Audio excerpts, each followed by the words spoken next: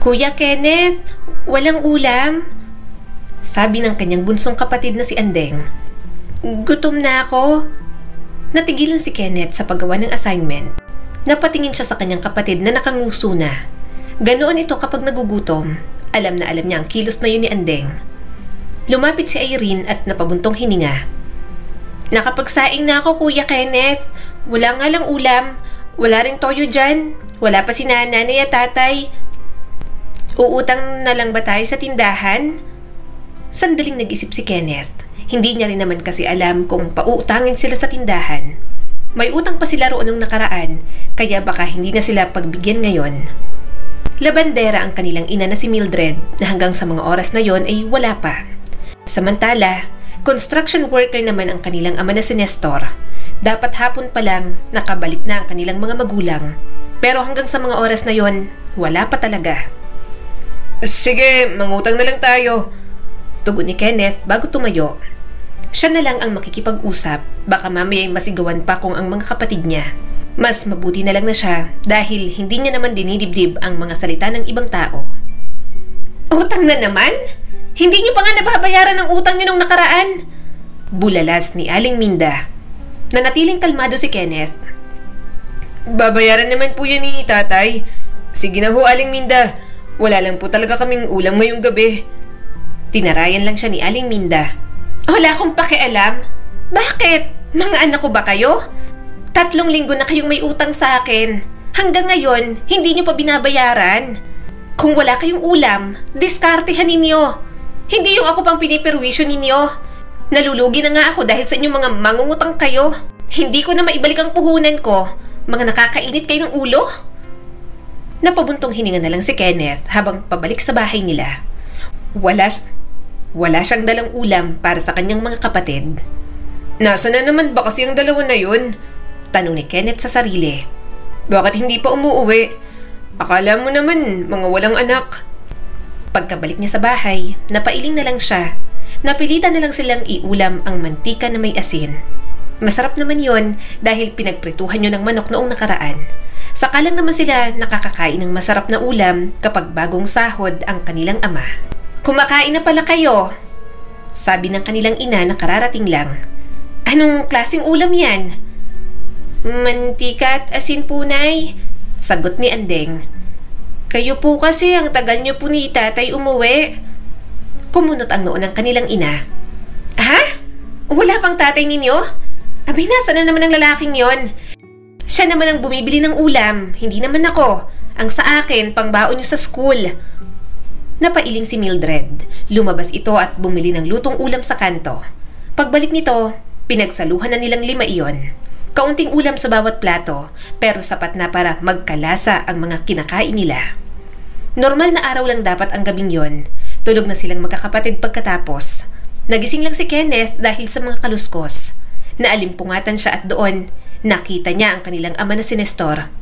Hindi ito mapakali at tila mabigat ang problemang bumabagabag dito. Babangon na sana si Kenneth para tanungin ang kanyang ama. Subalit narinig niyang pag-uusap ng kanyang mga magulang.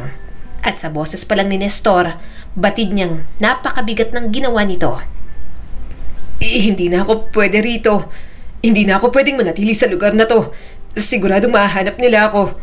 Nanginginig ang boses na sabi ni Nestor. Mildred, may ginawa ako. Anong gagawin ko? Ha? Nestor, umayos ka nga. Bulalas ng kanilang ina. Hindi kita maintindihan. Bumilis ang tibok ng puso ni Kenneth. Hindi niya kailanman narinig ng ganoon ang kanilang ama. Nahihimigan niya ang takot sa boses ni Nestor. Naramdaman ni Kenneth ang kagustuhang bumangon, pumunta sa mga ito, ngunit tila may pumipigil sa kanya. Tila may nagsasabi sa kanya na hindi yun ang oras para makialam. Kaya nanatili siyang ganap na tahimik at nakikinig sa dilim. Mahina ang boses ni Mildred at medyo natataranta na rin. Anong ibig mong sabihin, Nestor?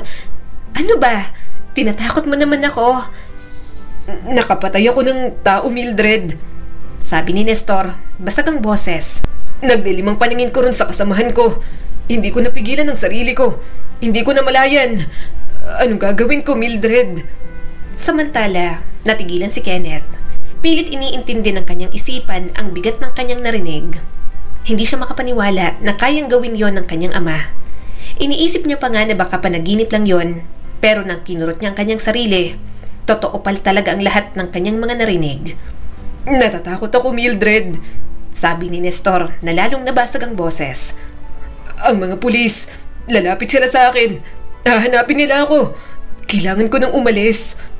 Napabuntong hininga si Kenneth. Hindi niya lubusang maproseso ang mga sinasabi ni Nestor. Pakiramdam niya ay nalulunod siya sa dagat ng kalituhan at takot.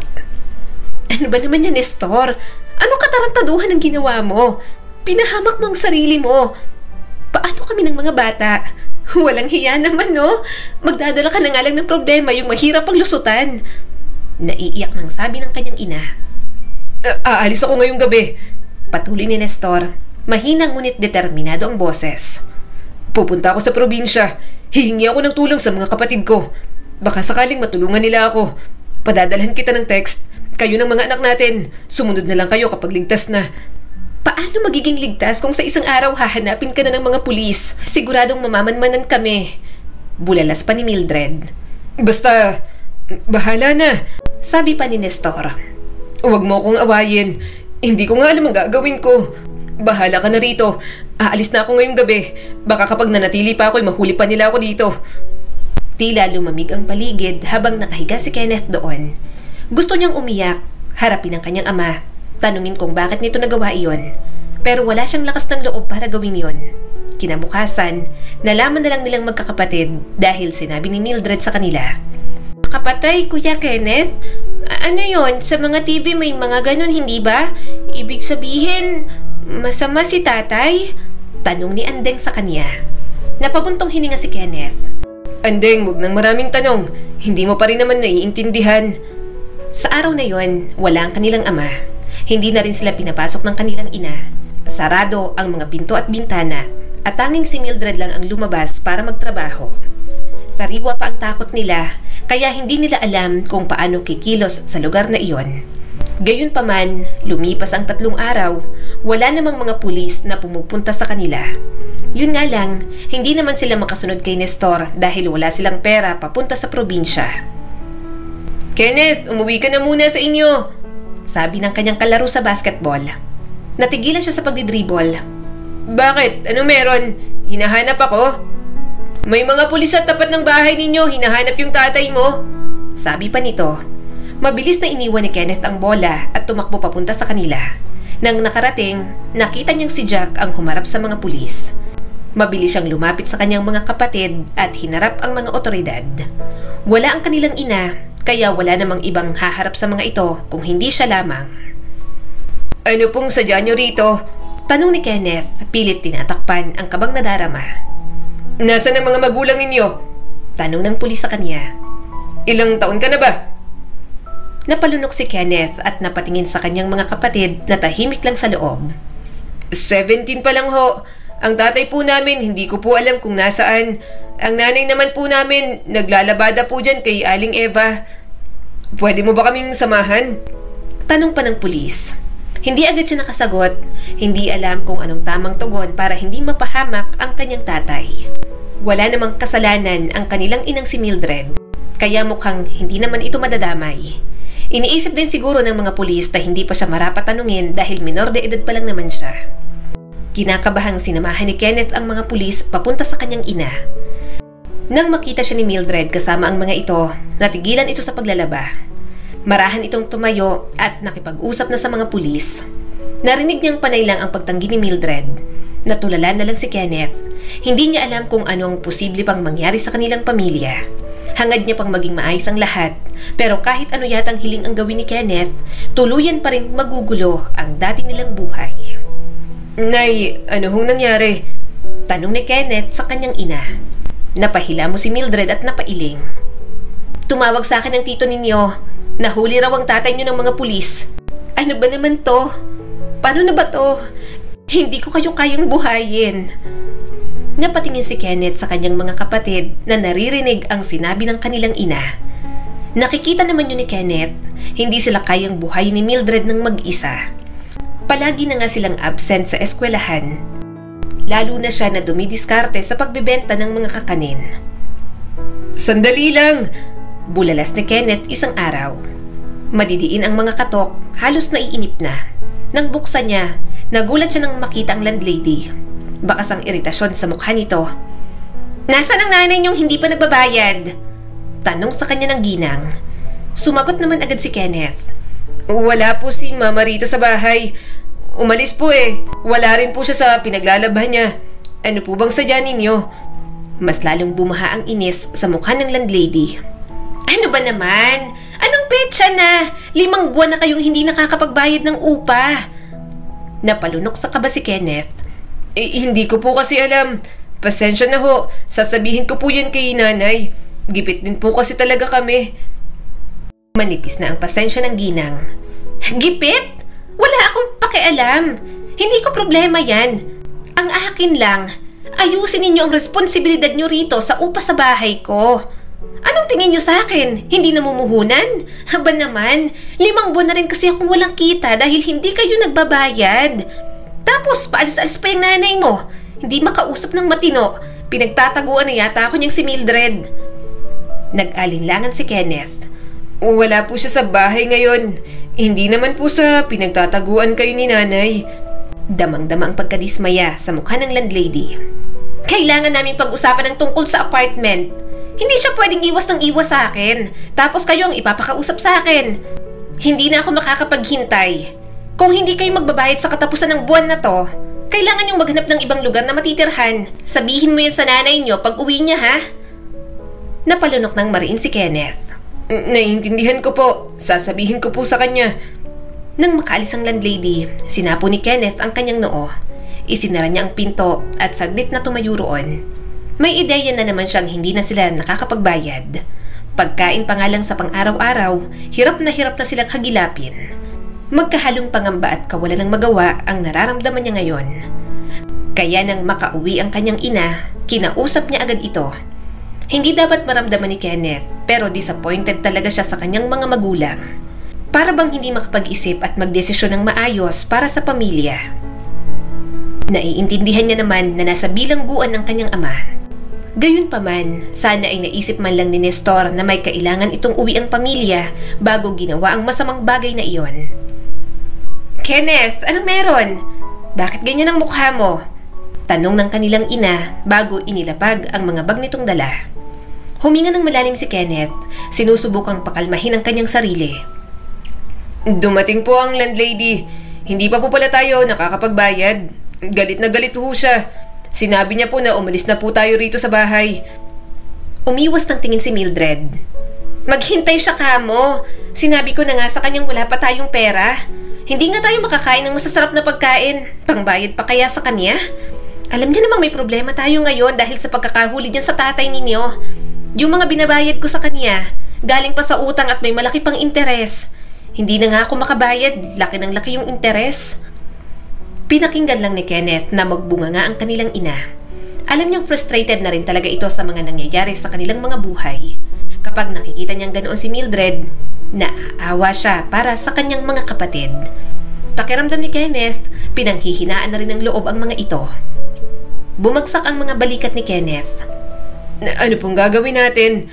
Wala po tayong pera para mabayaran ang lahat ng yun." Habang nag-uusap sila tungkol sa problema, muling may kumatok sa pinto. Bumaha ang kaba sa dibdib ni Kenneth nang bumalik ang landlady. Binuksan nito ang pinto at nakatayo doon na may galit sa mukha. "Kailangan kong makipag-usap sa nanay mo. May nagsabi sa akin nakauwi na siya. Hindi niya na ako pwedeng iwasan." Naiinip na sabi ng landlady. Bumalik ang tingin ni Kenneth sa kanyang ina. "Nandito po siya ngayon." Pumasok ang landlady at hinarap si Mildred. "Binigyan kita ng maraming oras para makahabol sa upa. Ano bang tingin niyo sa paupahan ko? Orphanage na kukupkupin kayong mag-iina? Kailangan niyo akong bayaran, pero mukhang hindi niyo naman kayang makabayad. Tinanggap ko kayo kasi mukha naman kayong matitino, pero ngayon nakikita kong wala na kayong maayos na income. Hindi na kayo makakapagbayad." Nakiusap pa ang kanilang ina. "Kaunting hintay lang naman. Hindi pa lang kami nakakabawi sa mga nangyari. Mababayaran din naman kita. Maawa ka naman sa amin. Wala na kaming pupuntahan ng mga anak ko." Hindi na ako naniniwala. Abay, wala akong pakialam kahit sa kalsada pa kayo manirahan. Gumawa ka ng paraan. Bayaran nyo yung mga tinira nyo rito at umalis na kayo pagkatapos. Dagdag kayo sa stress ko. Pinipirwisyo ninyo ang buhay ko. Tumaas ang boses ng landlady. Napabuntong hininga na lang si Kenneth. Kahit siya, hindi niya rin alam ang dapat na gawin sa sitwasyon na iyon. Maya-maya'y umalis na rin naman ang landlady. Tiningnan ni Kenneth ang kanyang mga kapatid. Alam niyang bata pa ang mga ito, pero batid din niyang naiintindihan ng mga ito kung ano ang nangyayari. At sa pagkakataong yon, tumimo sa kanilang mga isipan na wala silang bahay na matatawag na talagang sa kanila. Sa mga sumunod na araw, alam niyang sobrang problemado na si Mildred. Nang minsang binisita nila si Nestor, hindi ito nagkakaroon ng maayos na tulog. Idagdag pa ang labis na pag-iisip sa kanila. Naawa siya rito dahil ang laki na ng ipinayat. Kaya sinasabihan ni Kenneth ang mga kapatid na iwasan munang maging pasaway. Para at least hindi na makadagdag pa sa problema ng pamilya nila. Hoy, anong nangyayari? Tumigil kayo! Nanginginig ang boses ni Kenneth sa pagmamadali nang makita ang ilang mga lalaki na kumukuha ng appliances sa bahay nila. Sorry, pero nandito lang kami para mangolekta ng utang, sabi ng isang lalaki sa kanya. Tiningnan niya ang kanyang mga kapatid, bakas ang takot sa mukha ng mga ito. Wala na naman ang kanilang ina, mas napapadalas na ang pag-alis nito. Hindi niya naman alam kung anong gagawin. Siguradong nagtatago na naman si Mildred sa mga maniningil ng utang. Kaya heto, wala na naman sa bahay ang kanilang ina. Mangongolekta ng ano? Anong pinagsasasabi nyo? Tumaas ang boses ni Kenneth. Hindi naman ho pwedeng pumasok na lang kayo rito at kunin ang mga gamit namin. Huminto ang lalaki at sumulyap sa kanya. Mga utang yan ang nahanay mo, Toy. Hindi niya nababayaran ng mga yun at naipon ng interes. Ipinadala kami para kunin ang mga item na to. Mababalik lang to sa inyo kapag nakabayad na kayo kasama ang interes. Napabuntong hininga si Kenneth. Parang maiiyak na siya. Gusto niyang pigilan pero wala siyang magawa. Alam niyang bawat isa sa mga gamit nila sa bahay, pinag-ipunan at pinaghirapan pang mabili ng kanilang tatay noon. Pero, panimula ni Kenneth at sinusubukang hanapin muli ang kanyang boses. Wala po si nanay rito. Hindi niyo po pwedeng basta na lang kunin ang mga yan ng walang paalam. Saglit na lumambot ang mukha ng lalaki. Pasensya ka na. Wala kaming magagawa. Utos to ni boss at hindi pa nakakabayad ang nanay ninyo. Umiling si Kenneth. Pero nahihirapan na kami. Pakiusap, wag niyo naman pong kunin ang mga gamit namin. Pinaghirapan po yan ng tatay namin na maipundar. Nagpalitan ng tingin ang mga lalaki ngunit walang sinabi. Gusto niya pang makipagtalo, magmakaawa. Pero alam niyang wala rin namang patutunguhan.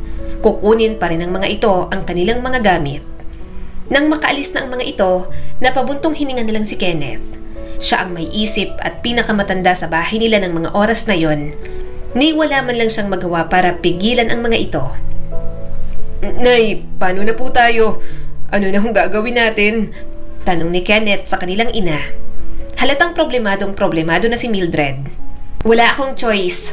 Mabuti pa, pumunta na muna tayong probinsya namin. Sa nanay ko, makitira muna tayo ron. Ihanda nyo na yung mga gamit ninyo para kapag aalis na, madali na lang. May kaunting pera pa akong naitabi rito. Pagkakasyahin na lang natin. Kenneth, pakiasikaso rin ang requirements ng mga kapatid mo sa school para doon na kayo makapasok. Tumango naman agad si Kenneth. Sige hunay. Yun na nga ang kanyang ginawa. Paunti-unti na nilang inaayos ang mga gamit nila. Nakikita niyang mga kapatid niyang halatang apektado rin sa mga nangyayari. Kay Lola Belen na tayo titira, diba? Hindi ba masama ugali niya? Tanong ng kanyang kapatid na si Irene. Tiningnan niya ito. Ikaw, tumigil ka. Wala tayong choice. Doon tayo titira. Makikiusap si nanay. Patutuloy naman siguro tayo ni Lola. Napanguso naman si Irene. Si nanay nang nagsabi, diba? Pinalaya siya ni Lola kasi sumama siya kay tatay. Tatanggapin pa ba tayo nun? Siguro naman. Sabi na lang ni Kenneth. Huwag ka na lang maging negatibo dyan. Ang ipanalangin mo na lang, maging mabait si Lola Belen at tanggapin tayong lahat kahit na marami tayo. 5 tayong magkakapatid, kasama pa si nanay. Masyado tayong marami para kupkupin pero sana maawa siya sa atin. Kapag hindi siya pumayag, hindi ko na alam kung saan pa tayo pupulutin. Natigilan si Kenneth nang biglang pumasok ang bunsong si Andeng. Umiiyak ito at pulang-pula ang mukha. Lumapit agad siya rito at tiningnan kung may sugat ba ito sa katawan. Anong nangyari sa'yo? Bakit umaatuga ka na parang baka dyan? Tanong ni Kenneth. Mas lalong umiyak si Andeng. Kuya, kasi ang mga kalaro ko, sabi nila masasamang tao rin tayo kasi masamang tao si tatay. Kapag naglalaro, lagi raw akong taya at ako raw dapat lagi ang halimaw. Kasi masamang tao raw din ako. Kuya Kenneth, masama ba ako? Hindi naman, di ba? Ang bait-bait ko nga eh. Pinunasan ni Kenneth ang mga luha at sipon ng kanyang kapatid. Hindi ka masamang bata. Huwag mo na lang silang pakinggan. Huwag ka nang makikipaglaro sa mga yon. Dito ka na lang. Aalis na rin naman tayo rito. Kaya hindi mo na sila magiging kalaro pa, Andeng. Niyakap na lang ni Kenneth ang kanyang kapatid. Umaasang mapagaan niyang loob nito. Alam niyang nag-iiba ang tingin ng mga tao sa kanila dahil sa ginawa ni Nestor. Kaya may bahagi din kay Kenneth na gusto nang umalis sa lugar na iyon. Nang maasikaso na nila lahat, bumiyahe na agad sila papunta sa probinsya ng kanyang lola. Dahil kulang na kulang sa budget, talagang sobrang pagtitipid ang ginawa nila. Malayo ang biyahe at wala silang ibang kinain kundi biskwit lang at tubig. Nay, eto na po bang bahay ni Lola Belen? Tanong ni Irene sa kanilang ina. Sumagot naman si Mildred.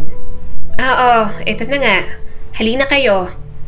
Kuya, may aso. Bulalas ni Andeng at agad pumunta sa likod niya. Hindi tuloy agad sila nakatuloy sa bahay ni Lola Belen. Maya-maya'y biglang may lumabas na isang matandang babae.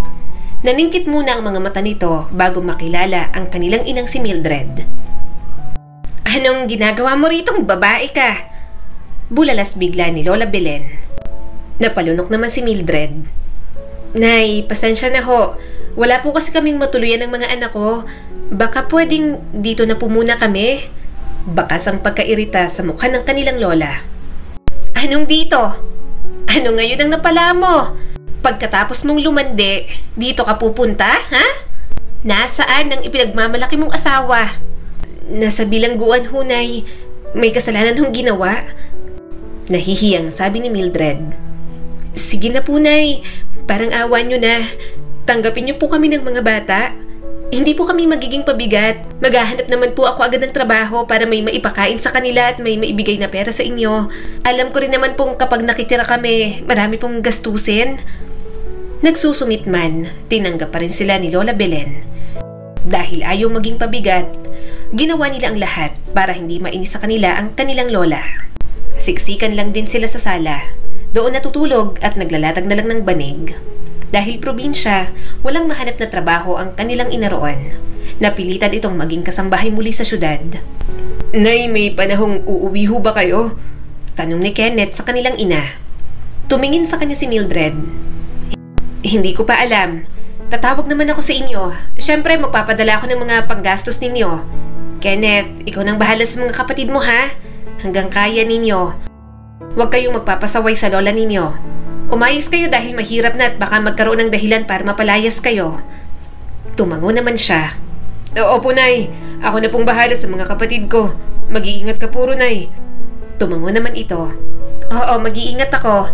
Sige na, ikaw nang bahala. Naalis na ako.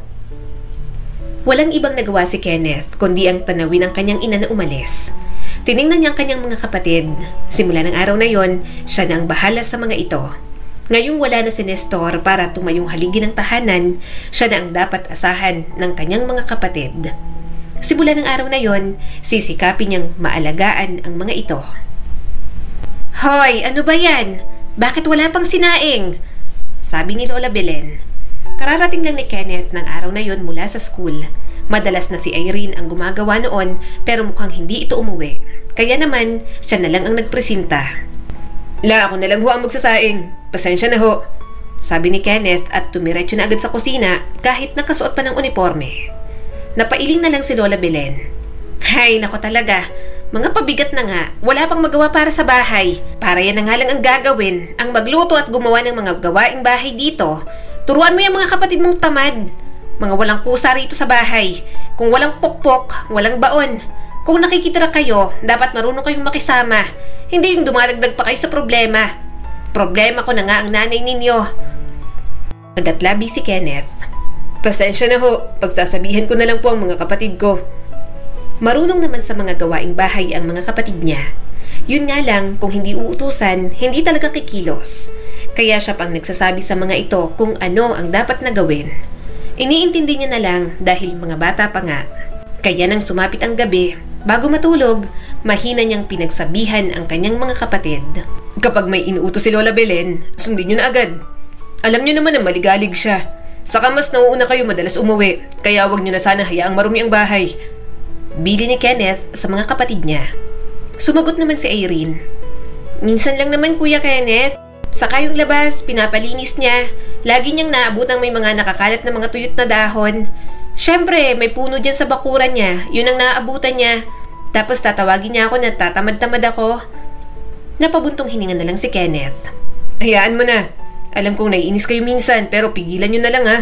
Huwag kayong magrereklamo. Nakikitira lang tayo, kaya dapat na makisama tayo kay Lola Belen. Bakit? Hindi ba tayo malilipat ni Nanay? Tanong pa ni Irene. May trabaho na naman siya, di ba? Natigilan si Kenneth sa pagtatahi ng sirangbag ni Joy. Kasambahay lang naman si Nanay sa Maynila, Irene. Magkano lang din ang sinasahod niya? Kulang pa nga yun sa ating 5. Kaya nga nagrereklamo si Lola Belen kasi kahit nagpapadala si Nanay, nagagastusan pa siya sa atin. Nahihirapan na si Nanay doon, kaya sana intindihin na lang natin. Ito na nga lang ang tanging maiitulong natin sa kanya. Isa pa, mas okay na to kaysa naman bumalik tayo sa dating tinitirhan natin. Mas kaya ko pang tanggapin ang mga sinasabi ni Lola Belen kaysa ang mga sinasabi ng mga tao doon na masamang tao tayo katulad ni Tatay. Tumingin sa kanya ang bunsong kapatid na si Andeng. Hindi naman yung totoo, Kuya Kenneth, di ba? Bakit kaya ganun, no? Bakit kinulong si Tatay? Hindi ba nila alam na mabait naman ang tatay natin? Dati, lagi niya tayong binibigyan ng baon. Kapag darating siya galing trabaho, palagi tayong may pasalubong. Kapag umuwi si Tatay, hindi tayo napipilitang mag-ulam ng toyo, kaya mantika na may asin. Nay, nakakamiss na kaya si Tatay. Sana nandito siya at kasama pa rin natin. Nagkatinginan silang magkakapatid. Bata pa si Andeng. At alam ni Kenneth na naiintindihan naman ito ang lahat. Gayunpaman, sa murang isip ng pinakabata niyang kapatid, may mga bagay talagang hindi maaabot ng isip nito. Hinaplos ni Kenneth ang buhok ni Andeng. Inayos niyang una ng kanyang kapatid bago pahigain. Matulog ka na, Andeng. Anong oras na oh? Nang makatulog ng mga kapatid ni Kenneth, pinagmasdan niya ang mga ito. Patuloy siyang nagsusumikap na maalagaan ang mga ito, subalit sa lahat ng nangyayari sa kanilang pamilya, hindi niya alam kung saan pa sila tutungo. Tila sa isang iglap, ang mahirap nilang mga buhay, mas lalo lang naging mahirap. At mukhang magiging pagdurusa pa yon sa sunod na ginawa ng kanilang ina. Ilang buwan nang walang pinapadalang nanay ninyo, Kenneth! Sigaw ni Lola Belen, may bahid ng frustration ng boses. Hindi kita gusto o ang mga kapatid mo na dito sa poder ko. Oo, kinupkup ko kayong mag-iina. Pero umasa kung hindi kayo magtatagal. Yon ang sinabi ng nanay mong walang utang na loob, kaya pumayag ako. Mata man niya na lang tiningnan si Lola Belen. Kung tutuusin, hindi naman ito tunay na anak ang kanyang ina. Madrasta lang si Lola Belen ni Mildred, kaya hindi na rin talaga masyadong big deal kung naglayas ito noon. Hay! Ayoko na! Nagagastosan na talaga ako sa inyo! Bulalas pa ni Lola Belen. Nangako ang nanay ninyo na siya ang bahala sa lahat. Pero ngayon, nga na tayong lahat dito. Yang nanay nyo talaga? Hindi kumakanan ng patas. May sarili akong gastos. Kaya anong tingin niya sa akin? Gagastosan ko kayo? Napapatingin ang kanyang mga kapatid kay Lola Belen. Parang hindi yata nila malulunok ang bawat kinakain nila dahil sa mga sinasabi nito. Bahagyan niyang sinenyasan ang mga ito na kumain na lang at huwag nang pansinin ang mga salita ng kanilang lola. Bahagyan niyang sinenyasan ang mga ito na kumain na lang at huwag nang pansinin ang mga salita ng kanilang lola. Masakit ang mga salita ni Lola Belen para kay Mildred na tipong damay pa sila. Naiintindihan naman ni Kenneth dahil ilang buwan na nga namang walang padala ang kanilang ina para sa kanila. Siya dapat ang nag-aalaga sa inyo. Nanay niyo siya at hindi naman ako. Patuloy pa ni Lola Belen, umiiling-iling at hindi makapaniwala. Hindi mo man lang makontak. Ano ba namang klase yan? Sumagot na ba? Sumagot naman agad si Kenneth. Hindi pa po. Sinubukan ni Kenneth hindi mabilang na beses na tawagan ang kanyang ina. Pero wala pa rin talaga. Kahit text man lang ay wala itong ipinapadala. Kaya kinagabihan, sa kabila ng kanyang lumalaking pagkabalisa, naramdaman niyang kailangan niyang subukan muli. Kailangan niya ng mga sagot. Kailangan niya ng panghahawakan para sa kanyang sarili at sa mga kapatid niya. Hello? Bungad ng kanyang ina sa wakas, sumagot na rin sa kanya. Nay, sabi ni Kenneth, basag ang boses. Bakit hindi mo po sinasagot ang mga tawag ko? Ilang araw ka na po naming sinusubukang makontak pero wala ka naman. Kumusta po kayo dyan? Nagkaroon ng mahabang paghinto sa kabilang dulo ng linya at nagsimulang bumilis ang tibok ng puso ni Kenneth. Pasensya na kayo, Kenneth, mahinang sabi ni Mildred. May mga pinagdadaanan lang ako ngayon. Nawalan ako ng trabaho, ilang buwan na rin ang nakakaraan. Nakikituloy lang ako sa isang kaibigan dito. Sinubukan kong maghanap ng iba pero mahirap maghanap ng trabaho ngayon. Wala na rin akong pera kaya wala akong maipapadala sa inyo. Naramdaman ni Kenneth ang isang alon ng pagkadismaya. Pero Nay, nagrereklamo na ho kasi rito si Lola Belen. Hindi niya na raw po kami kayang suportahan at pakainin. Palagi na lang po kaming binubungangaan dito. Kailangan po namin ng pera para sa pagkain, para sa mga bayarin, para sa mga bagay na kailangan po namin dito. Yung mga kapatid ko po palagi nang absent. Bukod sa walang baon, wala rin pong maipambili ng kailangan sa school. Tumigil na rin po muna ako para mag-sideline po muna kahit pangkain po naming 5 rito. Sandaling hindi nakasagot si Mildred bago muling nagsalita. Alam ko, Kenneth, nahihirapan din naman ako dito. Wala akong maipadala ngayon. Kapag nagkaroon ako ng pera, susubukan ko pa rin magpadala. Pero sa ngayon, wala pa talaga. Gulong-gulo ang isip ni Kenneth. Paano kaya yon? Nahihirapan siyang umasa sa sinabi nito na susubukan lang nito. Para kasing walang kasiguraduhan kahit pa nakausap nila ang kanilang ina. Gayunpaman, nagpapasalamat si Kenneth na okay lang ang kanilang inang si Mildred at walang nangyaring masama rito. Subalit mukhang mapupunta lang sa wala ang pag-aalala ni Kenneth. Ang nanay nyo, hindi na siya babalik. Huwag na kayong umasa. Sabi ni Lola Belen at halatang inis na. Natigilan si Kenneth. Ano pong ibig mong sabihin, Lola? Sumagot naman agad ito. Narinig ko kay Eliza dyan. Nakita niya si Mildred nang minsang bumiyahe siya para magdala ng mga produkto sa Maynila.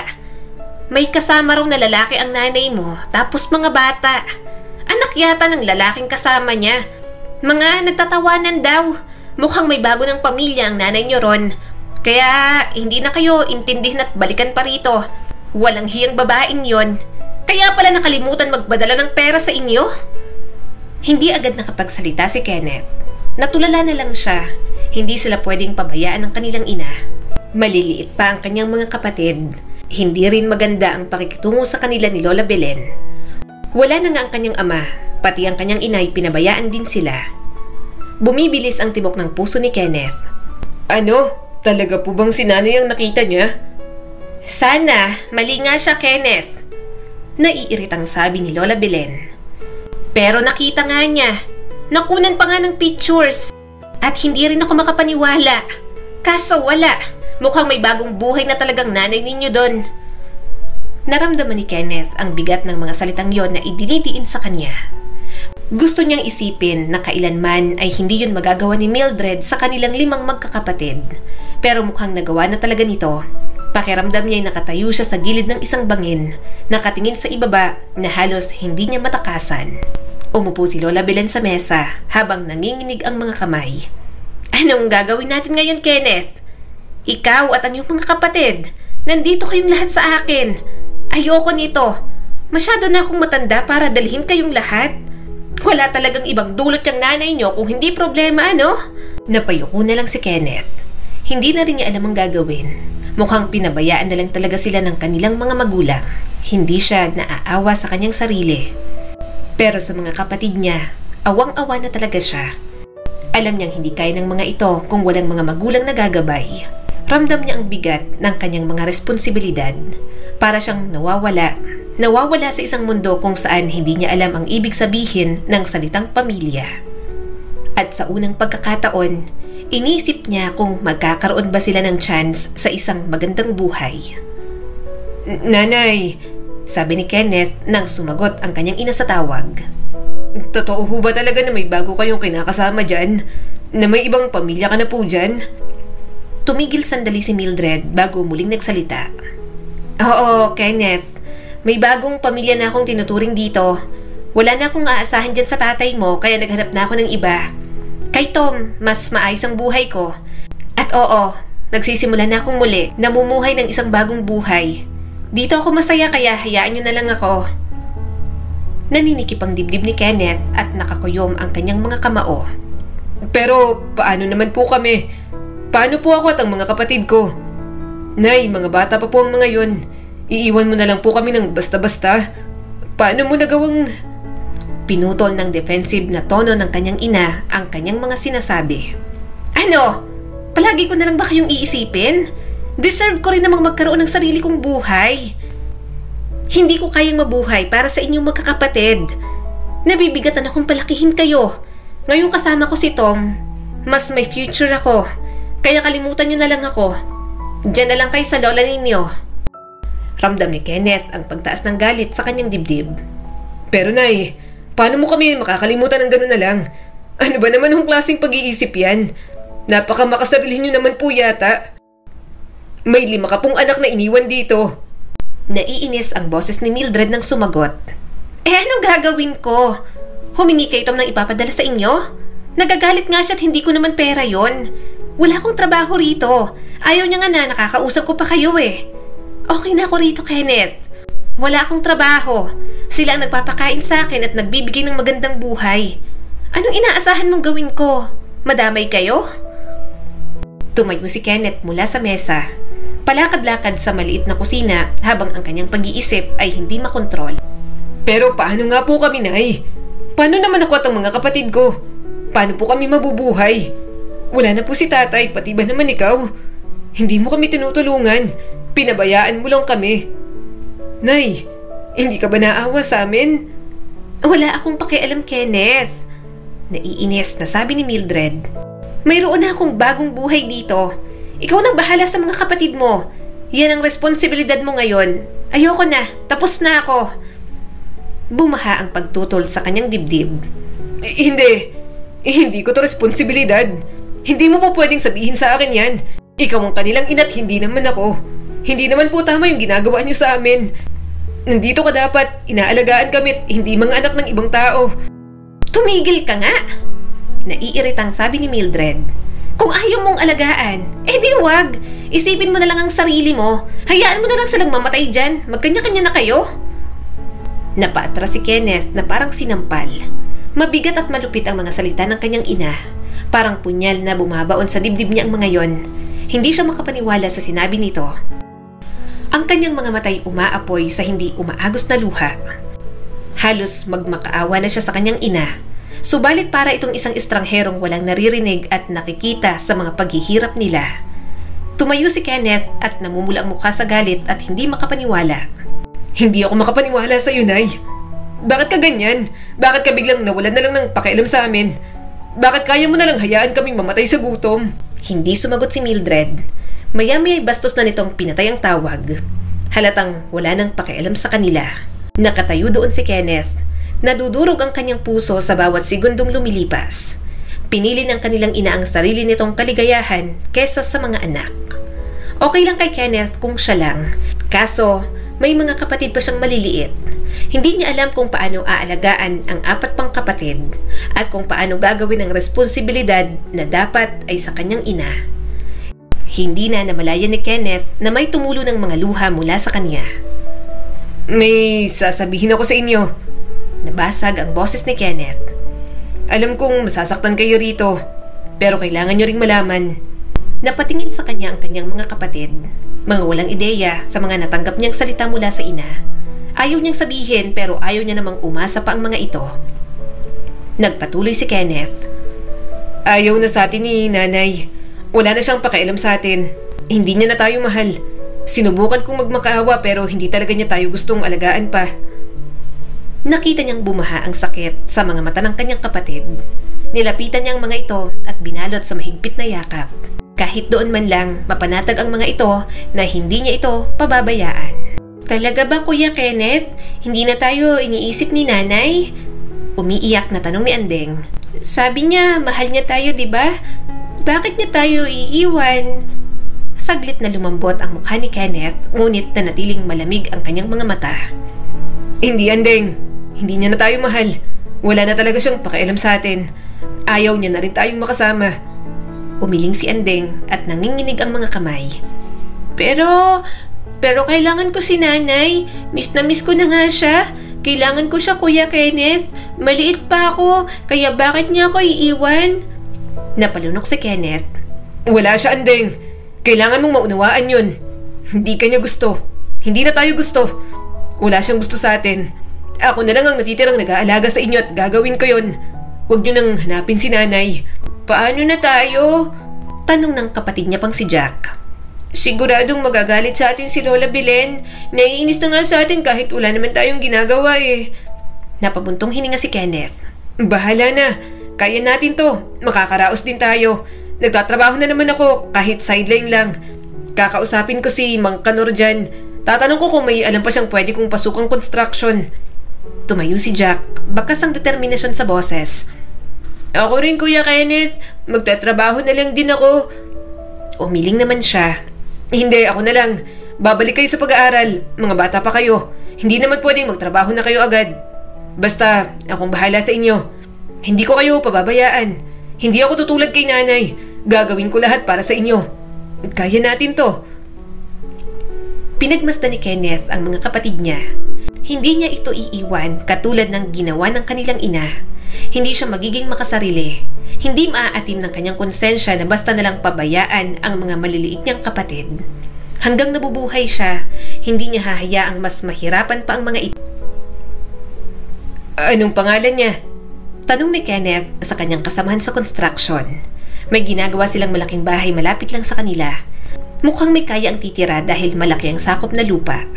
Nakasama siya roon bilang sideline dahil sinama siya ng malayong pinsan ng kanyang ina na si Mang Kanor. Si Aina yan, anak ng nagpagawa nitong bahay. Sabi naman ng kanyang kasama. Bakit? Type mo? Hindi kayo pwede niyan. Baka sapakin ka lang ng tatay niyan. Napatingin naman siya sa kasamahan at agad na umiling. Hindi Natanong ko lang naman. Ang simple lang kasing manamit. Naka-shirt at simpleng pajama lang. Akala ko napadaan lang dito. Mayayaman ang may-ari nitong ginagawa nating bahay, hindi ba? Tumango naman ito. Huwag ka nang magtaka, Kenneth. Ganyan talaga, nakatira sa probinsya eh. Marami kang nakakasalamuha rito na anak mayayaman kasi marunong makisama sa mga tao. Makikita mo, mga kaibigan ng mga yan, halos lahat ng tao rito. Pero kapag usaping ligawan na, mayayaman lang din ang nagkakasundo. Kaya huwag ka nang umasa dyan kay Aina. Nag-init naman agad ang mukha ni Kenneth. Wala naman akong sinabing umaasa ako. Nagtanong lang eh. Pero nagandahan ka. Panunukso pang tanong nito. Hindi siya agad nakasagot. Siyempre, bulag na lang ang hindi magagandahan sa kanya. Kahit simple, maganda pa rin. Natawa na lang ang kasamahan niya. Samantala, bumalik na si Kenneth sa pagtatrabaho. Nagagandahan lang naman siya. Hindi niya naman ginugusto. Alam niya rin na malabong magkaroon siya ng panahon para humanap ng girlfriend. Marami pa siyang mga kapatid na kailangang intindihin. Ni hindi niya nga may pagpatuloy ang pag-aaral. Pagkakaroon pa kaya ng girlfriend? Ngayon lang kita nakita rito. Bago ka? Tanong ni Aina sa kanya. Ay, girlfriend. Gulat niyang bulalas at nabitiwan pa ang host na may tubig. Natawa naman si Aina. Hiyang mga manggagawa kasing kinuha ni Papa. Kilala ko yung mga yan. Mga papa at tito lang yan ang mga kakilala ko. Halos lahat kami dito sa probinsya, magkakakilala na. Ikaw, ngayon lang kita nakita. Saan ka ba nakatira? Napalunok siya at bahagyang lumingon. Saglit lang. Mabilis niyang hinugasan ang kanyang mga paa at kamay na may mga natuyupang semento. Nanginginig pa ang kanyang mga kamay habang nagtatanggal ng mga dumi. Yun ang unang beses na kinabahan siya ng ganoon sa isang babae. Hindi niya alam kung bakit. Siguro dahil talagang nagagandahan si Kenneth sa dalaga. Para siyang isang fan na haharap sa kanyang iniidolong artista. At mas lalo pang namangha dahil sa kabaitan ni Aina. Napaupo siya sa sahig nang biglang umupo sa tabi niya si Aina. May dala pa talagang bangko at parang handa ng makipaglandian. Hi! Hello! Nahihiya niyang sabi at pinatay ang gripo. Ako si Aina. Anong pangalan mo? Tanong ng dalaga sa kanya. Saan ka nakatira? Bago ka lang dito, no? Dayo ka? Napalunok si Kenneth. Kenneth ang pangalan ko. Nakatira ako dyan kay Lola Belen kasama ang mga kapatid ko. Tumango naman si Aina. Oo, si Lola Belen. Sabi ng kaibigan ko, masama raw ang ugali nun. Mabuti at mapagtsagaan ninyo. O baka naman ibang ugali pagdating sa inyo kasi mga apo kayo. Umiling naman siya kaagad. Hindi, ganun din siya sa amin. Pinagtsatsagaan na lang namin. Wala rin naman kasi kaming ibang pagpipilian dahil nakikitira lang kami. Tumango-tango naman si Aina. Bakit ka nandito? Sideline mo? Saka anong grade mo na? Ako, senior high na ako kaya sa bayan na ako pumapasok. Napakagatlabi si Kenneth. Nahihiyang sabihin na hindi na siya nag-aaral. Grade 9 na ako kaso napahinto. Dapat senior high na rin ako kaso kailangan ko magtrabaho. Walang kakainin ng mga kapatid ko kapag hindi ako nagtrabaho. Kumunot ang noo ni Aina. Parang hindi naiintindihan ang paghihirap na mayroon siya. Ha? Bakit ikaw ang nagtatrabaho para sa mga kapatid mo? Nasaan ba ang mga magulang mo? Hindi agad nakapagsalita si Kenneth. Sa kanyang ina, madaling sabihin na pinabayaan sila. Pero sa kanyang ama, hindi niya alam kung handa niyang sabihin iyon. Baka kasi tulad sa mga tao sa dati nilang tinitirhan, husgahan din sila ng mga tao sa probinsya. Baka tawagin na naman silang mga anak ng masamang tao. Marahan na lang umiling si Kenneth. Wala na, pinabayaan na lang kami. Ako ang panganay at maliliit pa ang mga kapatid ko. Ayoko naman na pabayaan sila. Bumaha ang awa sa mga mata ni Aina. Kawawa naman kayo. Mas lalo ka na. Pero mabuti na lang hindi mo iniwan ang mga kapatid mo. Mabait ka sa kanila. Baka kung ibang kuya yan, pinabayaan na siguro sila. Napabuntong hininga si Kenneth. Kapag pinabayaan ko sila, kapag hindi ako nagtrabaho para sa kanila, parang pinatay ko na rin ang mga kapatid ko. Ayoko namang mangyari yon. Wala na silang ibang aasahan kundi ako. Kapag pinabayaan ko sila, kahit saan man ako magpunta, patuloy ko pa rin silang iisipin. Kaya mas mabuti pang panindigan ko na lang kahit mahirap. Pinagmasdan siya ni Aina, kaya napaiwas siya ng tingin. Hindi niya masyadong binabahagi sa iba ang mga bagay na bumabagabag sa kanya. Siguro dahil wala rin namang nagtatanong. Kaya tila bahagyang gumaan ang kanyang kalooban ngayong may isang tao na gustong malaman ang kanyang nararamdaman. Nagtanong-tanong pa si Aina tungkol sa mga kapatid niya. At nasisiyahan siya dahil trip talaga nitong makipagkwentuhan kahit kanino. Kahit nang kumakain ng pagkain ng mga manggagawa, nakisalo rin ito at nagkamay. Kumain sa isang tabi na parang hindi anak mayaman. Nang tingnan niya ang ama ni Aina, kahit ito ay marunong din makisama. Aina, halika na. Umuwi na tayo.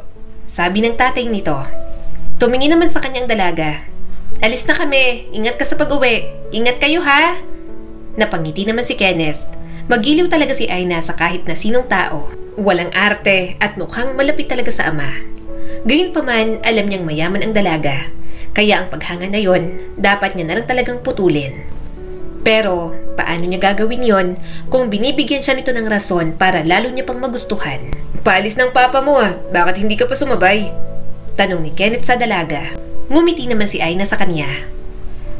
Mamimili ako ng mga school supplies sa mall. Sama kayo sa akin ng mga kapatid mo. Hindi ba sabi mo papapasukin mo sila? Since papapasukin mo sila, ililibre ko sila ng mga gamit. Tulong ko na rin para yung sinasahod mo sa mga sideline mo, pangkain nyo na lang. Nanlaki naman ang mga mata ni Kenneth. Aina, wag na. Kaya ko naman. May kaunting ipon ako. Iyon na lang, hindi mo na kailangan gawin to. Umiling naman si Aina at naniningkit ang mga mata. Gusto ko ngang tumulong. Ilan ba sila? 4 sila, hindi ba? Sige na, tulungan ko na kayong magkakapatid. Saka matatapos na tong bahay namin dito. Hindi ka na sa amin magtatrabaho. Tapos may pasok na kaya hindi na kita makikita. Sa iba ka na rin susuot-suot kasi kung ano-anong sideline mo. Gusto sana kitang ayain kapag may gimmick kami ng mga kaibigan ko. O kaya maliligo kami dyan sa talon. Pero alam kong masuunahin mo pang magtrabaho. Kaya sige na, bilisan mo na dyan. Pupunta tayo sa bahay ninyo at isasama natin ang mga kapatid mo sa mall. Ilang beses pa siyang tumatanggi pero wala na rin talagang nagawa si Kenneth. Talagang sinama na siya nito at ang mga kapatid niya sa mall. Napabuntong hininga na lang si Kenneth nang dalhin pa sila ni Aina sa store kung saan mahal ang mga school supplies. Napatingin siya sa mga kapatid niyang hindi rin alam kung paano kikilos sa harap ni Aina. Lahat sila nahihiya dahil sa kabaitan ng dalaga. Ano ba kayo? Pumili na kayo. Huwag na kayong mahiya. Natatawang sabi ni Aina at binigyan ng tig-iisang basket ang mga kapatid niya. Alam niyo ba, hindi lang naman kayo ang tinutulungan ko. Kapag may outreach program si Mama at Papa, school supplies din ang madalas naming ipamigay. Napalunok si Kenneth at bahagyang lumapit sa dalaga. Naiintindihan ko naman. Masaya ako na ikaw ang sasagot sa mga gamit ng mga kapatid ko. Pero wag na lang tayo dito mamili. Mas mapapamahal ka. 4 pa yan. Sa palengke na lang sila mamimili ng mga gamit nila. Natawa naman si Aina. Ano ka ba? Nandito na nga tayo. Gusto mo pang sa palengke mamili? Okay lang dito. Hindi naman ako maghihirap kahit kasama ko pa sila sa ipapamili ko.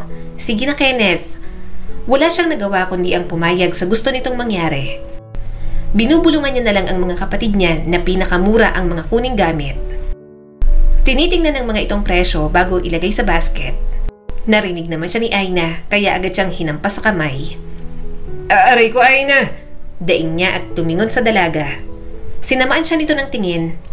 Hepal ka rin talaga, no? Hayaan mong mamili ang mga kapatid mo. Ako naman ang magbabayad. Bakit mga notebook at mga papel lang yan? Yan lang ba ang kailangan nila sa school? Dagdagan niyo pa. Umawang na lang ang bibig ni Kenneth nang nilagyan ito ng kung ano-ano pang gamit ang mga basket ng kanyang kapatid. Pati mga bag, bumili ito at mga mamahalin pa. Nakipagtalo pa si Kenneth pero hindi talaga siya nanalo. Okay na to, alam mo, mas mahal ang bibilhin, mas matibay at mas maganda. Mas tatagal tong gamitin kaysa bibili ka ng mura, madali namang masira. Katwiran pa ni Aina. Tumango naman ang bunso niyang kapatid na si Endeng. Oo nga po, Ate Aina. Si Kuya Kenneth, lagi niya na lang pong tinatahi ang bag ko kapag nasisira. Tinakpan niya agad ang bibig ng kanyang kapatid. Endeng, pakiusap. Manahimik ka muna. Mahiya ka naman. Natawa naman si Aina at hinila si Endeng mula sa kanya. Hayaan mo na yung kuya mo, mahiyain talaga yan. Hindi naman siyang magbabayad. Panay ang reklamo, no? Mamaya, bibili naman tayo ng mga sapatos at uniform ninyo. Aina! Hindi niya na napigilang tawag dito. Ako na sa uniform at mga sapatos. Please, tama na. Pero hindi niya na napigilan. Yon at namimili na si Aina ng mga uniform para sa mga ito. Tinutulungan pang magsukat ng mga blouse. Napaupo na lang si Kenneth habang hawak ang mga pinamili ng mga kapatid niya na si Aina ang nagbayad. Wala na siyang magawa sa pagiging galante ni Aina. Natatakot lang naman siya, baka may masabi ang mga magulang nito na oportunista siya. Alam niya namang hindi naman mapanghusga ang mga ito sa may hirap. Subalit ang mga tulong na ibinibigay ni Aina, sobra-sobra na para sa kanilang magkakapatid. Bakit mo ba kami tinutulungan? Tanong ni Kenneth nang nasa biyahe na sila pa uwi. Tinanong niya ang mga kapatid niyang nakatulog na dahil sa labis na pagod. Bukod sa pamimili, pinasyal din sila ni Aina. Walang nilabas si Kenneth kahit 5 sa paglabas na yon. Kaya naman, labis talagang hiya na kanyang nararamdaman. Tumingin sa kanya si Aina. Kasi masaya akong tumulong. Saka hindi rin naman talaga ako maluho. Grabe rin kung magbigay ng allowance sa mga magulang ko. Bukod pang binibigay sa akin ng lolo at lola ko. Only child lang kasi ako, kaya bigay talaga lahat. Kaya naiipon lang. Masaya akong tinutulong sa ibang tao ang perang ibinibigay sa akin. Isa pa, naawa ako sa inyo. Ang hirap kaya ng mga walang magulang. Ako nga, kahit 19 na ako, kapag may masakit sa akin, si mama pa rin ang hinahanap ko. Napatingin si Kenneth kay Andeng. Ganoon pa rin ang kanyang kapatid.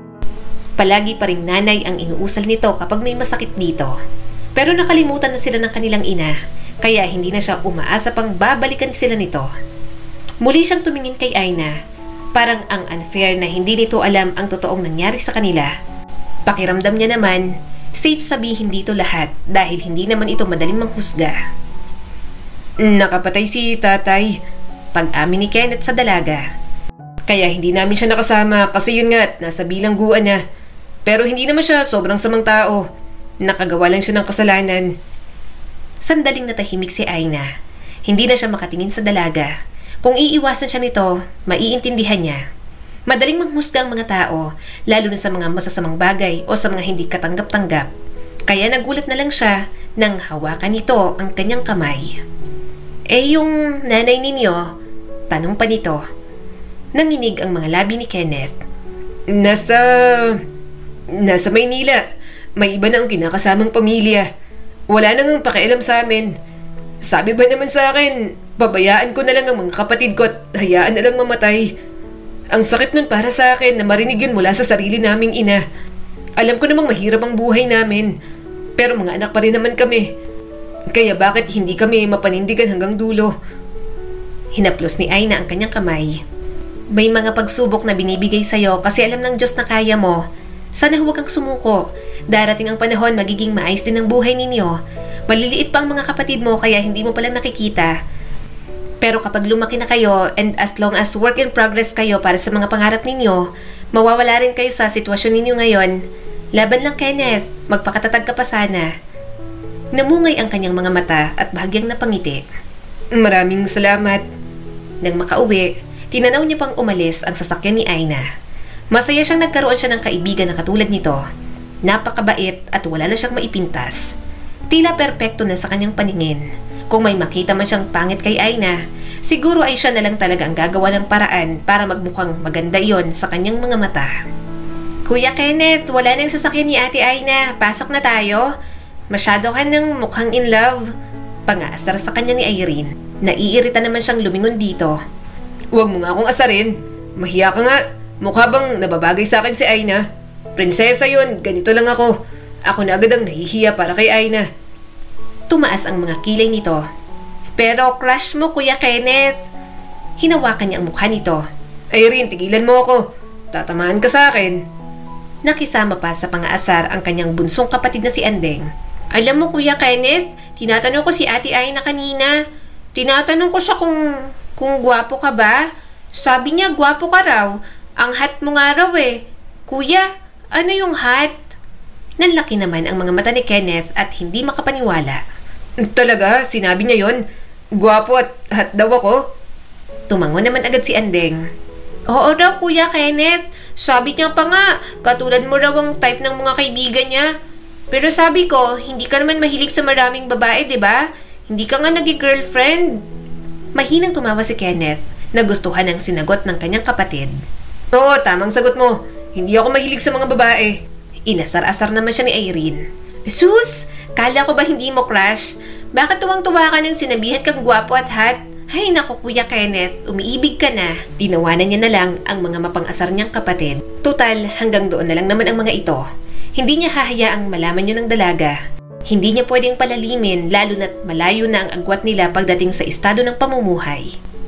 At mas lalong wala siyang oras sa mga ganong klaseng damdamin dahil sa mga dagok na darating pa sa kanilang mga buhay. Lola Belen, teka lang ho. Saglit lang naman ho. Bakit niyo po sinasaktan ng kapatid ko? Kapapasok niya lang sa bahay, parang bangungot na ang kanyang nadatnan. Naabutan niya ang kanyang mga kapatid na sina Joy at Andeng na punong-puno ng luha ang mga mukha. Samantala, nakatayo si Lola Belen sa harap ng mga ito. Namumula ang mukha sa galit habang hinahampas ng walis tingting si Andeng. Hindi madaling umiyak ang kanyang mga kapatid, kaya alam niyang nasasaktan ang mga ito sa mga ginagawa ni Lola Belen. Mabilis siyang lumapit at inagaw ang walis tingting sa matanda. Nang tingnan niya ang mga kapatid niya, parehong gulo ang mga buhok na parang sinabunutan. Namumula pa ang mga mukha at may ibang mga sugat dahil sa hinampas na walis tingting. Ano po bang nangyayari dito? Tanong ni Kenneth, matalas ang boses at puno ng pag-aalala. Bakit niyo naman po sinasampan ng walis tingting ang mga kapatid ko? Hindi niyo ho ba nakikita? Sugat-sugat ng mga mukha nila at ang tigas pa ng ginagamit niyo. Ninakawan nila ako. Bulalas ng matanda at dinuro ang mga kapatid niya gamit ang nanginginig na mga daliri. Alam kong ginawa nila. Wala nang wallet ko at silang kumuha nun. Alam kong sila. Umiling agad ang kanyang mga kapatid. Humahawak ang mga ito sa kanya. Pilit na sinasabing hindi sila kumuha ng pera ng kanilang lola. Lola, hindi po namin kinuha ang pera mo. Pakiusap ni Andeng at nanginginig ang boses. Kahit saktan niyo pa po kami ng ilang beses dito, wala po kaming kinuhang kahit na ano mula sa inyo. Hinawakan niya ng mahigpit ang mga kamay ng kanyang kapatid. Naniniwala siya sa mga ito, batin niyang hindi gawain ng dalawa ang kumuha ng hindi pag-aari ng mga ito. Kaya hindi niya maintindihan si Lola Belen kung bakit pinagbibintangan ang dalawa niyang kapatid. Baka naman po naiwan nyo lang sa kung saan. Huwag nyo naman po agad pagbintangan ng mga kapatid ko dahil hindi naman po nila magagawang binibintang ninyo. Humakbang papalapit si Kenneth at inilagay sa kanyang likuran ang mga kapatid. Lola, wala silang ninakaw sa'yo. Mababait po ang mga kapatid ko. Hindi po sila gagawa ng mga bagay na ikakagalit ninyo. Mababait? Manang-mana lang naman kayo sa mga magulang niyong masamang tao at isang masamang ugali. Pinagtatanggol mo lang ang mga kapatid mo. Puno ng kamandag ang boses ni Lola Belen. Nagsisinungaling sila. Alam kong kinuha nila. Wala akong ibang ginawa kundi ang maging mabait sa inyo. At ganito pang igaganti niyo sa akin? Halos ako na nga ang nagpapalamon sa inyo. Libre pa kayong nakikitira dito. Umiling si Kenneth. Alam naman ho namin yun, Lola. Baka nagkakamali lang din naman po kayo. Wala silang kinuha. Mas lumakas ang boses ni Kenneth ngayon. Tumataas ang frustration niya sa mga sinasabi ng matanda tungkol sa kanila. Kumikinang sa galit ang mga mata ni Lola Belen. Isa ka pa, Kenneth! Huwag kang maglalakas loob na sigawan ako! Ang kapal-kapal ng mukha mo! Kayo na ang may ginawang masama sa akin! Kayo pa ang galit dyan! Muli nitong hinawakan ang braso ni Andeng. Marahas na niyugyog at kitang-kita ni Kenneth ang takot sa mga mata ng kapatid niya. Nasaan ang pera ko? Ilabas ninyo! Inagaw niya naman si Andeng mula rito. Huwag mo siyang hawakan ng ganyan. Wala kang karapatang saktan sila. Wala silang ginagawang masama sa'yo. Malakas at sunod-sunod siyang sinampal ni Lola Belen. Bastos ka! Manang-mana ka sa nanay mong walang hiya. Lumayas na kayo. Ayoko nang manatili pa kayong magkakapatid dito. Bumilis ang tibok ng puso ni Kenneth sa kanyang dibdib. Hindi siya makapaniwala na nangyayari iyon. Ilang paghihirap pa ba ang dadanasin nila para matamasa nila ang maayos na buhay na pilit ipinagkakait sa kanila? Umalis ka na! Wala akong pakialam kung saan kayo pumunta. Lumabas kayo dito! Sigaw pa ni Lola Belen at tinapon ang mga damit nila sa harap ng bahay. Ayoko ng mga anak ni Mildred dito sa pamamahay ko! Umiiyak na ngayon ang kanyang mga kapatid. Namumutla ang mga mukha sa takot. Napatingin si Kenneth sa mga ito habang unti-unting nadudurog ang kanyang puso. Wala silang mapupuntahan. Ang mga kalye sa labas ay tila nag-aabang sa kanilang harapan. Huwag niyo naman po kaming paalisin, Lola. Wala na po kaming ibang pupuntahan. Bulalas pa ni Irene. Pero walang pakialam si Lola Belen. Nakatayo ito roon, nagngangalit sa galit, habang pinagmamasdan silang kuhanin ang mga tinapon nitong damit nila. Hindi alam ni Kenneth kung saan sila pupunta. Hindi niya alam kung ano ang kinabukasang naghihintay para sa kanilang magkakapatid. Ang alam niya lang, hindi siya bato para hayaan ang mga kapatid niya na saktan ng kahit na sino. Ang bigat ng araw na yon parang nakasabit lang sa mga balikat ni Kenneth. Namalayan niya na lang na naglalakad sila ng kanyang mga kapatid sa kalsada. Walang katiyakan kung saan sila pupunta. Sila ni Jack ang may dala ng mga gamit nila. Samantala, hawak naman ni Irene sa magkabilang mga kamay sina Joy at Andeng. Saan tayo pupunta ngayon, Kuya Kenneth? Nanginginig ang boses ni Irene na bumasag sa katahimikan na namamayani sa kanila. Pupunta tayo kay Mang Kanor, sabi niya at mas hinawakan ng mahigpit ang mga gamit nila. Malayong pinsan siya ni Nanay. Baka matulungan niya tayo. Huwag kayong mag-alala, magiging maayos tayo. Tumingin sa kanya ang kapatid niyang si Jack. Sigurado ka ba?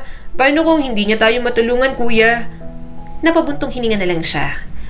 Tutulungan niya tayo. Maging positibo na lang tayo. Nang makarating sila sa maliit na bahay ni Mang Kanor, nakaramdam ng pag-asa si Kenneth. Pero nang kumatok sila, lumubog ang kanyang puso nang makita ang pagod na mukha ni Mang Kanor nang buksan niya ang pinto. Kenneth, kayo pala. Anong ginagawa niyo dito ng mga kapatid mo? Nagtatakang tanong nito sa kanya. Kailangan po sana namin ng tulong mo, Mang Kanor, sabi ni Kenneth at halos magmakaawa na. Pinalayas po kami ni Lola Belen. Wala po kaming ibang mapupuntahan. Pwede po ba kaming manatili sa inyo kahit pansamantala lang po? Nanghina ang mukha ni Mang Kanor. Nako, Kenneth, pasensya na. Puno ng bahay ko. Malaki ang pamilya ko at halos walang sapat na espasyo para sa amin. Ang mga anak ko sa sala na natutulog. Natutulog ang iba kong mga pamangkin dito at hindi ko kayo matatanggap lalo na't 5 kayo. Nadurog ang puso ni Kenneth.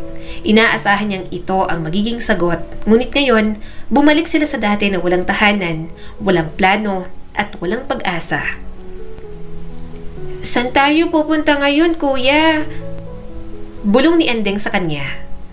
"Hindi ko alam, pero hindi ako titigil humanap ng paraan," sabi ni Kenneth at pinilit ng umiti. Ilang sandali silang nakatayo doon, hindi sigurado kung saan pupunta. Pagtalikod nila, may nahagip ang mga mata ni Kenneth sa di kalayuan, isang abandonadong kural ng mga baboy.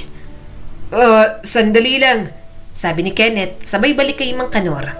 "Sino po ang nagmamayari ng abandonadong kural doon?" Napalingon si Mang Kanor sa direksyon na itinuro ni Kenneth. Yan ba? Kina Felisa yan. Pero bakit mo na itanong?" Bumilis ang tibok ng puso ni Kenneth. "Mang Kanor, sa tingin mo ba pwede po kaming manatili doon? Kahit pansamantala lang po. Hindi po kasi namin kayang umupa ng lugar at wala kaming ibang mapupuntahan. Masilungan lang po namin." Nanlaki ang mga mata ni Mang Kanor sa pagkagulat. "Gusto niyong tumira doon? Hindi naman tinitirahan ng mga tao ang kural ng mga baboy, Kenneth. Marumi na yan. Kahit sabihing wala pa mga baboy dyan, marumi pa rin." "Alam ko naman po, Mang Kanor," sabi ni Kenneth at tiningnan ang kanyang mga kapatid na napapagod na. "Pero mas mainam na hong tumira kami sa kural ng mga baboy kesa naman ho sa lola po naming sinasaktan ng mga kapatid ko. Kailangan lang po namin ng lugar na matutuluyan pansamantala. Sige na ho, kami na po mismo ang mag-aayos at maglilinis." Matagal siyang tinitigan ni Mang Kanor. Nahati ang ekspresyon sa pagitan ng pag-aalala at hindi makapaniwala. Kitang-kita ni Kenneth ang pag-aalinlangan sa mga mata nito, pero wala na rin namang nagawa sa pakikiusap niya. Kailangan nila yon ng kanyang mga kapatid, kaya kahit kural ng mga baboy, pagtsatsagaan na lang muna nila. Sa wakas, pagkatapos ng tila walang hanggan, napabuntong hininga si Mang Kanor. "Sige, Kenneth, bahala na kayo. Pero at susubukan ko kayo kung mabibigyan ko kayo ng kahit kubo man lang dyan sa tabi. Wala rin kasi kami talagang pambili ng mga materyales. Sandali at ipagpapaalam ko kay Felisa ang gusto niyong mangyari." Tumango si Kenneth at napuno ng pasasalamat ang mukha. "Salamat po, Mang Kanor." Habang naglalakad sila patungo sa bahay ng may-ari ng abandonadong kural, magkahalong ginhawa at lungkot ang nararamdaman ni Kenneth. Hindi yun perpekto, ngunit maayos pa para masilungan nila. At hanggat magkakasama sila, magtitiis na lang muna sila. Paano yan? Sigurado ba kayo? Sa isang buwan lalagyan na namin ng mga baboy ang kural. Hindi na kayo pwedeng tumira dyan kapag ganon. Sabi ni Felisa sabay tingin sa kanilang magkakapatid. Napalunok si Kenneth at humigpit ang hawak sa mga gamit nila. "Ayos lang po, basta may masilungan lang po talaga kami." Tumingin naman si Mang Kanor. "Oo nga, sige na Felisa, pagbigyan mo ng mga batang to. Kawawa naman. Saka sisikapin kong maipagawa sila ng kubo dyan sa malapit para hindi na rin sila magtagal dyan. Hindi na kasi sila kasya sa loob ng bahay namin. Nandyan pang ibang mga pamangkin ko." Napabuntong hininga si Felisa. "O siya, sige. Basta kapag nandyan ang mga baboy ko, umalis na kayo ha?" Tumango agad si Kenneth. "Oo po, maraming salamat po." Pagkatapos ng pag-uusap na yon, namalayan na lang ni Kenneth na nakaupo na sila sa malamig at maruming sahig ng inabando ng kural ng baboy. Amoy lupa at parang mga dayami ang paligid. Binigyan na lang sila ni Mang Kanor ng mga karton at banig na panlatag nila. Kinabitan din sila ng ilaw roon na parang mga sisiw na kailangan ng tanglaw para mabuhay. Bukas ay dadalhan naman sila ni Mang Kanor ng mga pangluto nila. Tahimik ang iba niyang mga kapatid, samantala nakayuko naman sina Joy at Andeng na umiiyak pa rin. Napabuntong hininga na lang siya at nilapitan ang mga ito. "Pasensya na kuya." Bahagyang pabulong ang boses ni Joy. "Hindi naman po namin gustong galitin si Lola. Hindi tayo mapupunta dito kung hindi namin ginawa yun. Kasalanan namin ni Andeng ang lahat." Sumalubong sa kanya ang punong-punong luha na mukha ni Andeng. "Sorry kuya, mga baboy na tayo." Dinaan niya sa tawa ang sakit na nararamdaman. "Ano bang sinasabi mo? Nakatira tayo rito pero hindi tayo mga baboy. Saka kung may mga kasama man tayong mga baboy, mas okay na silang kasama natin kaysa kay Lola Belen. At least ang mga baboy, mabaho at maingay pero hindi naman tayo sasaktan. Tahan na, hindi ko naman kayo sinisisi. Ang hiling ko lang, kahit na anong mangyari, magtiyaga at magtiis lang tayo. Maayos din ang mga buhay natin." Naninikip ang dibdib ni Kenneth habang nakikinig sa paghingi ng tawad ng mga ito. Hindi sila dapat panghinaan ng loob dahil hindi pa rin naman sila pinababayaan. Buhay pa sila at nananatiling lumalaban. Naniniwala na lang siya na may plano ang Diyos para sa kanila. Kaya kahit napakahirap, buhay pa rin silang magkakapatid. Hindi. Mariing sabi ni Kenneth at panatag ang boses sa kabila ng kirot sa puso. Hindi niyo kasalanan. Huwag niyong sisihin ang inyong mga sarili. Tumingala si Joy sa kanya. Puno ng pagdududa ang mga mata nito. Pero kuya, si Lola Belen, galit na galit siya. Iniisip niya talaga na kinuha namin ang pera niya. Hindi naman namin kinuha ni Anding yun. Umiling si Kenneth. Alam ko at naniniwala ako sa inyong dalawa. Kilala ko kayo. Mabait kayong mga bata. Hindi kayo gagawa ng katulad nun. Ngumuso si Anding at pinunasan ng ilong gamit ang likod ng kamay. Pero lola natin siya, hindi natin siya dapat ginalit. Siya na lang ang natitirang pamilya natin. Saka hindi ba, doon tayo iniwan ni nanay? Paano niya tayo babalikan? Niyakap niya si Anding. Umaasa pa rin talaga ito na babalik ang kanilang ina. Subalit silang magkakapatid, hindi na umaasa pa. Huwag mo nang hintayin si nanay. Hindi na siya babalik. Hindi niya na tayo gustong balikan. Sabi ni Kenneth at nasasaktan para sa kapatid. Huwag mo na rin isipin si Lola Belen. Wala kayong ginawang masama ng ate Joy mo. At huwag mong isipin na kayo ang may kasalanan kung wala naman kayong ginagawang mali. Pangako ko, magiging pansamantala lang ang pagtira natin dito. Kumapit sa kanya ang kanyang mga kapatid. Natatakot ang mga ito at ganoon din naman siya. Sobrang labo na ng mga hinaharap para sa kanila. At hindi niya lubos maisip ang hirap na kanilang nararanasan. Ngunit hindi niya maaaring hayaang makita siya ng mga ito na nanghihina. Hindi ngayon, hindi kung kailan siya pinakakailangan ng mga ito. Alam kong mahirap ngayon, patuloy ni Kenneth at pilit na pinapalakas ang loob ng kanyang mga kapatid. Ngunit hindi tayo susuko Hindi ako sumusuko kaya lumaban din kayo sa mga buhay natin. Patunayan natin sa mga magulang natin na kaya natin kahit iniwan nila tayo. Hahanap tayo ng paraan para gumanda-ganda naman ang mga buhay natin. Ano man ang mangyari? Huwag kayong mag-alala. Kahit dito tayo nakatira, makakapag-aral pa rin naman kayo. Gagawin ni Kuyang lahat. Pero saan tayo pupunta? Nanginginig ang boses ni Erin at naiiyak na naman. Saan tayo titira pagkatapos nito, kuya? Hindi ko pa alam. Pag-amin ni Kenneth. Pero hindi naman tayo siguro mananatili dito habang buhay. Magsisikap ako. Hahanap ako ng paraan. Huwag kayong mag-alala. Magkakasama tayo at yun lang ang mahalaga. Sandaling natahimik silang lima. Parang malamig na hangin sa gabi ang realidad ng kanilang sitwasyon. Pero alam ni Kenneth na sa kabila ng lahat, meron silang isa't isa. At magkakasama nilang haharapin ang anumang dumating sa kanila. Habang lumalalim ang gabi, hindi maiwasan ni Kenneth na mag-isip kung paano nila malalagpasan ang mga darating na mga araw. Naisip niyang humingi ng tulong kay Aina, pero nahihiya siya, lalo na't wala naman ito roon. Nasa syudad ito para mag-aral ng kolehiyo, kaya ayaw niya nang istorbohin pa para humingi pa ng tulong. Maaaring natutulog sila sa isang abandonadong kural ngayong gabi, pero hindi naman yun mananatili na hanggang doon na lang. Mabubuhay sila, babangon silang magkakapatid kahit wala ang kanilang mga magulang, at gagawin nila yon ng magkakasama. Katulad ng pangako ni Mang Kanor, paunti-unti ay ginawan sila ng kubo roon. Tumulong naman din siya dahil alam niyang malaking abala na para kay Mang Kanor ang ginagawa nito para sa kanilang magkakapatid. Alam mo, ikaw ang pinakamatanda, kaya ikaw ang magsikap na makatapos hanggang high school lang. Sabi sa kanya ni Mang Kanor. Tumingin si Kenneth sa matanda. Wala pong magtatrabaho para sa mga kapatid ko. Sandali siyang pinag-isip ni Mang Kanor. Kahit ALS lang, Kenneth. Kasi ikaw, kuha ka lang ng vocational dyan, kaunting tiis lang kayo ng mga kapatid mo. Kapag may mas maayos na kayong trabaho, saka mo dalihan ang pagpapaaral sa mga kapatid mo. Naiintindihan ko naman na iniisip mo na cargo mo na sila. Pero isipin mong mabuti, paano mo ibibigay ang gusto mong ibigay sa kanila kung kahit na ikaw, wala ka nun sa sarili mo.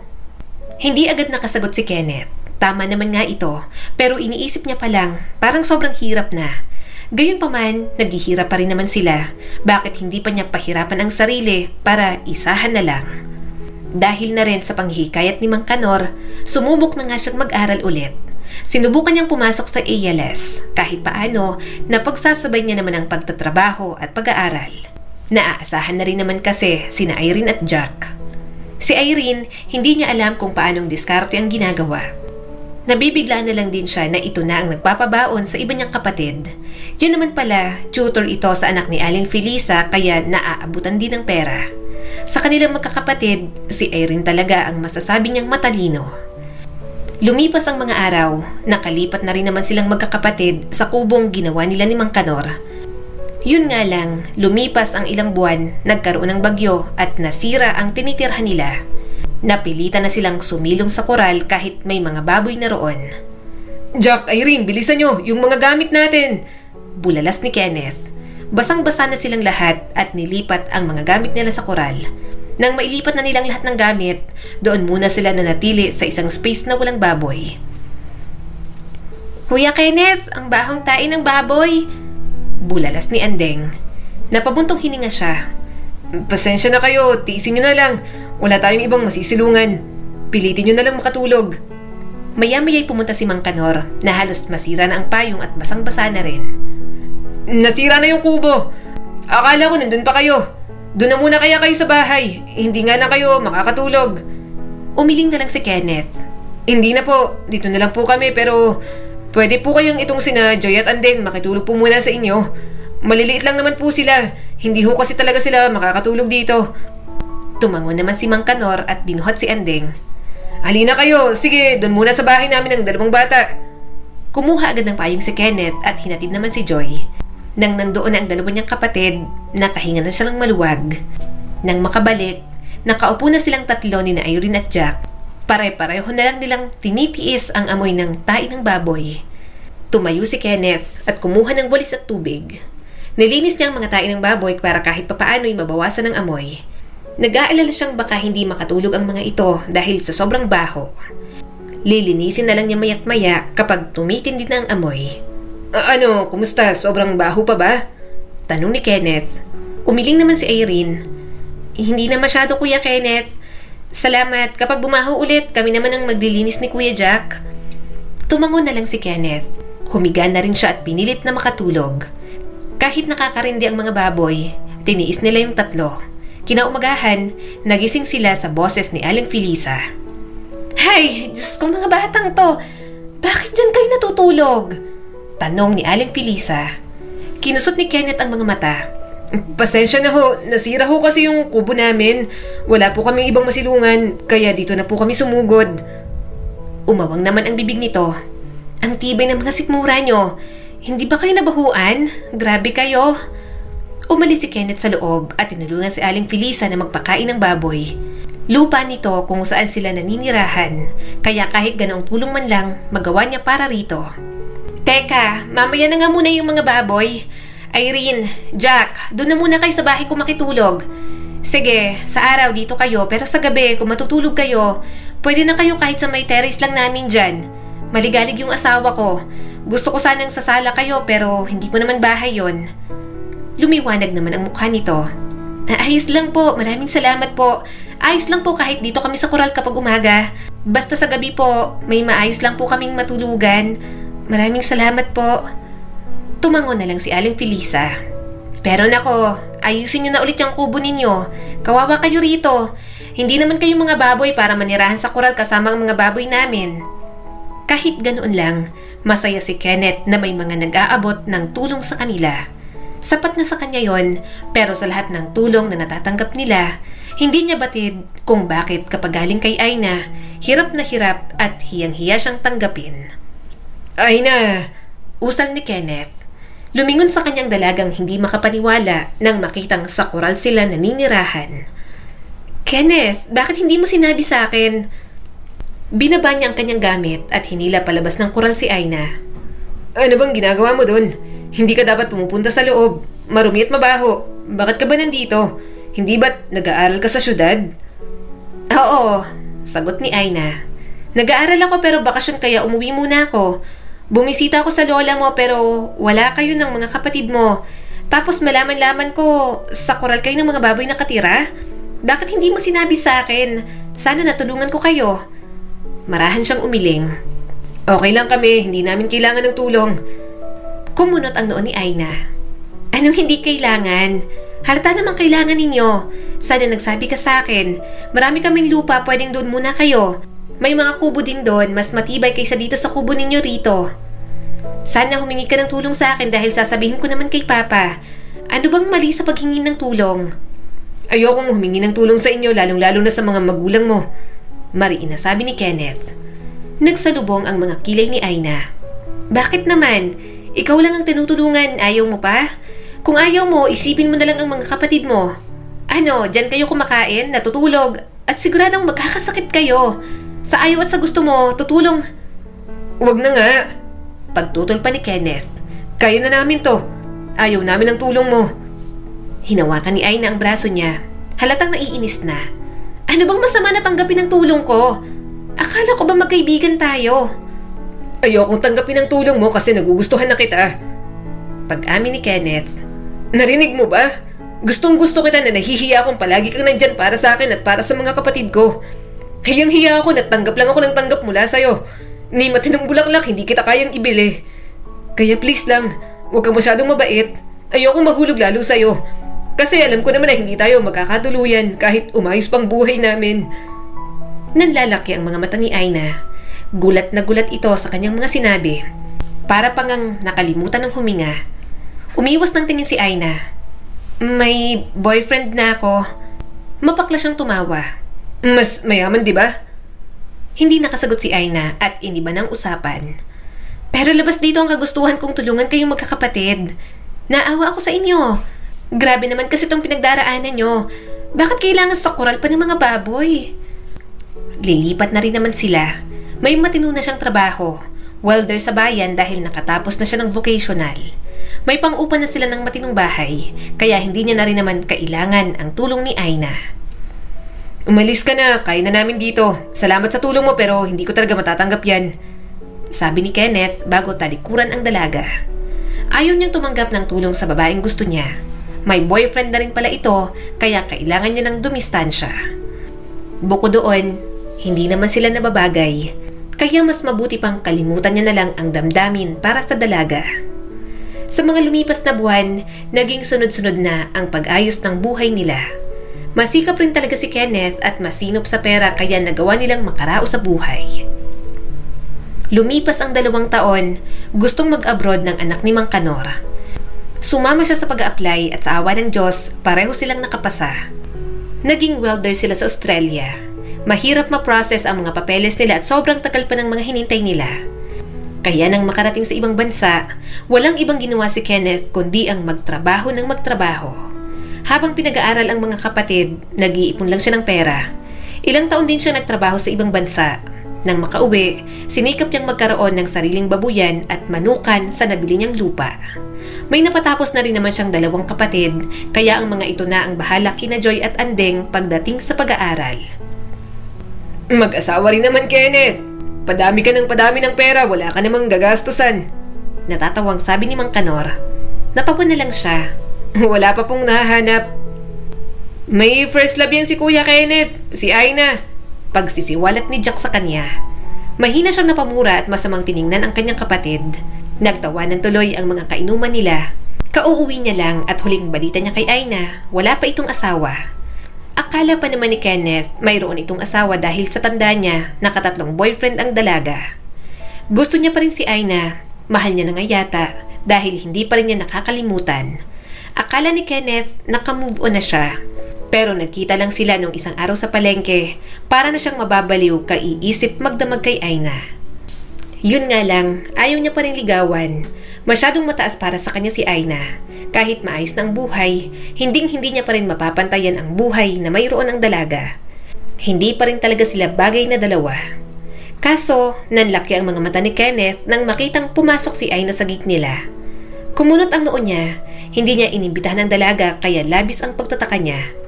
Nagulat na lang siya nang makitang si Irene ang sumalubong dito. Ate Aina, mabuti at dumating ka sa birthday ni Kuya Kenneth. Sobrang special guest ka rito. Miss na miss ka na raw niya. Sabi pa ni Irene, kaya naibugan ni Kenneth ang iniinom na chaser. Nakita yun ng kainuman nila, kaya nagtawanan ang mga ito at inasar pa siya kay Aina. Wala na talagang pag-asa. Siguradong bukas, putok na ang balitang gustong-gusto ni Kenneth ang dalaga. Tumayo na siya at dinala sa loob ng bahay si Aina. Doon wala masyadong tao, kaya doon niya pakakainin ang dalaga. Gusto mo pa rin pala ako? Natatawang tanong ni Aina habang pinaghahain niya ito. Ngumisi naman si Irene. Ate Aina, oo, gusto ko pa rin yan. Kahit nung nasa abroad, hindi nagkaroon ng girlfriend yan. Puro lang trabaho. Tapos kapag bakasyon, kapag nalalamang may boyfriend ka, kating-kating ng puwet, gusto na agad bumalik sa Australia. Pero ngayon, nalamang single na single ka, stay for good na raw siya rito. Sinamaan niya ng tingin ang kanyang mga kapatid. Wala na yatang gagawin ang mga ito kundi ang ilaglag siya. Kaya naman, pinaalis niya na sa dining area ang mga ito. Nang matahimik sila roon, lumingon na siya kay Aina. Kumain ka na, nakangiting sabi ni Kenneth. Nangalumbaba si Aina at tumingin sa kanya. Grabe, mas nauna ko pang malaman sa mga taga rito na gusto mo pa rin ako kaysa ikaw ang magsabi sa akin. Kailan ka manliligaw sa akin? Napalunok si Kenneth. Hindi tayo bagay. So, hindi ka na manliligaw? Hindi agad nakasagot si Kenneth. Gusto niya naman talagang manligaw. Natatakot lang siyang humarap sa mga magulang nito. Baka hindi siya matanggap. Pero hindi naman ang mga ito ang mamahalin niya kaya susugal na lang talaga siguro siya. Napangiti si Kenneth at nagpatuloy ng pagsandok sa pagkain para kay Aina. Manliligaw pa rin. Bahala na kung pahirapan ako ng mga magulang mo. Natawa naman si Aina. Paano kanila pahihirapan? Gustong-gusto ko nga nila. Napasinghap naman siya. Anong sinabi mo? Bakit nagtataka ka pa? Tanong ni Aina sa kanya. Hindi ka mayaman pero masikap ka. At alam mo ang pinakamagandang nagawa mo? Napalaki mo ng maayos ang mga kapatid mo, kahit ikaw lang. Kapag hindi pa sila pumayag na ikaw ang makatuluyan ko, hindi na sila makakahanap ng ibang katulad mo. Rare ka pa naman. Mahina na lang siyang tumawa. Simula ng araw na yon, niligawan niya na nga ito. Hindi nagtagal at naging sila na rin naman. Dahil maayos na ang mga buhay, tiningnan din ni Kenneth kung mabibigyang laya pa ang kanilang ama. Subalit nalaman nilang nagpatiwakal na lang pala ito sa loob ng bilangguan. Wala man lang silang kaalam-alam, pinalipat na lang nila sa maayos na libingan. Anak, patawarin niyo ako. Sige na, tanggapin niyo na ulit ako. Sabi ng kanilang ina na malaki na rin ang itinanda. Umiling naman si Kenneth. Mapapatawad pa ho namin kayo pero hindi na ho namin kayo kayang tanggapin. Pasensya na ho talaga. Hindi lang din naman po ako ang iniwan ninyo. Kami pong mga magkakapatid. Marami po ang hirap na naranasan namin. Kaya naiintindihan ko rin po ang mga kapatid ko kung hirap na hirap po silang tanggapin kayo. Walang nagawa ang ina nilang si Mildred kundi ang umalis sa bahay nila. Iniisip ng mga kapatid niya na napaka-unfair nito. Babalik kung kailan maayos na lahat ang mga buhay nila. Gayunpaman, hindi pa rin naman nila matitiis si Mildred. Jack, ihatid mo hanggang sakayan. Utos ni Kenneth sa kanyang kapatid. Sabihin mo rin na hinihintay siya ng kinakasama niya ron. Tumango naman si Jack. Sige, kuya. Aabutan ko rin ng pera para may panggasto siya. Sumang-ayon naman si Kenneth. Marami silang hirap na pinagdaanan noong mga bata pa sila. Subalit maayos na naman ang mga buhay nila ngayon. Wala nang rason para magtanim pa ng sama ng loob sa mga taong pinabayaan sila. Ang Diyos na rin naman kasi ang bumawi para sa kanilang magkakapatid. Ang kwentong ito ay nagpapaalala sa atin na walang pagsubok na ibinibigay ang Diyos na hindi natin kakayanin at hindi malalampasan. Kaya sana, habang dumadaan tayo sa mga pagsubok na yon, matuto tayong lumaban sa buhay ng patas at huwag sumuko. Muli, eto po si Skylar Guro at sana may bago na naman kayong natutunan sa kwento natin ngayon. Maraming salamat po.